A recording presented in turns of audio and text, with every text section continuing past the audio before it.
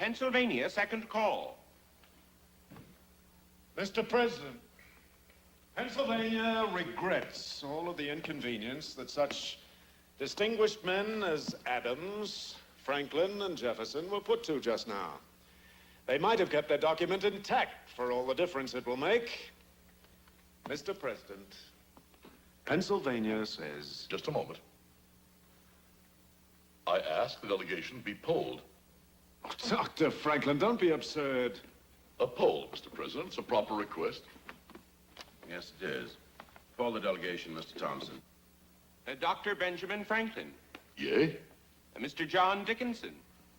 Nay. Mr. James Wilson. George Wilson. There it is, Mr. Wilson. It's all up to you now. The whole question of American independence rests squarely on your shoulders. An entirely new nation, ready to be born or to die at birth, all on your say-so. Which will it be, Mr. Wilson? Every map maker in the world is waiting for your decision. Oh, come now, James. Nothing has changed.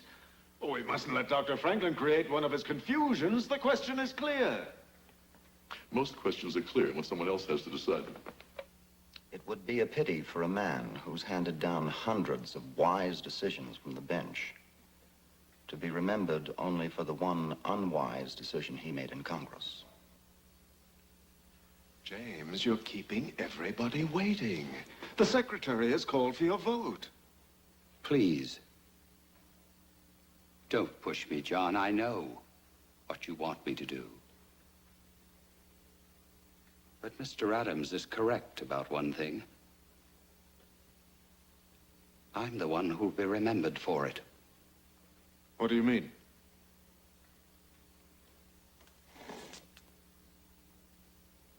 I'm different from you, John. I'm different from most of the men here. I don't want to be remembered. I just don't want the responsibility. Yes, well, whether you want it or not, James, there's no way of avoiding it. Not necessarily, John. If I go with them, I'll just be one among dozens. No one will ever remember the name of James Wilson. But if I vote with you, I'll be the man who prevented American independence. I'm sorry, John. I just didn't bargain for that. And is that how new nations are formed? By a non-entity trying to preserve the anonymity he so richly deserves? Revolutions come into this world like bastard children, Mr. Dickinson. Half improvised and half compromised. Our side has provided the compromise. Now Judge Wilson is supplying the rest.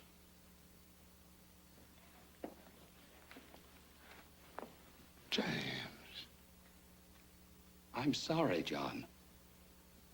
My vote is yea. Mr. Secretary, Pennsylvania says yea. The count, being 12-0, with one abstention, the resolution on independence is adopted. It's done. It's done. Mr. Thompson, is the declaration ready to be signed? It is? Then I suggest we do so. And the chair further proposes, for our mutual security and protection, that no man be allowed to sit in this Congress without attaching his name to it. I'm sorry, Mr. President. I cannot, in good conscience, sign such a document. I will never stop hoping for our eventual reconciliation with England. But because, in my own way, I regard America no less than does Mr. Adams,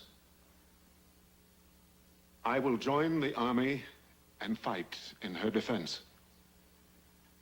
even though I believe that fight to be hopeless.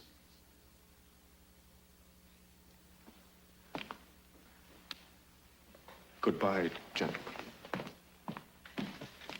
Gentlemen of the Congress, I say ye John Dickinson,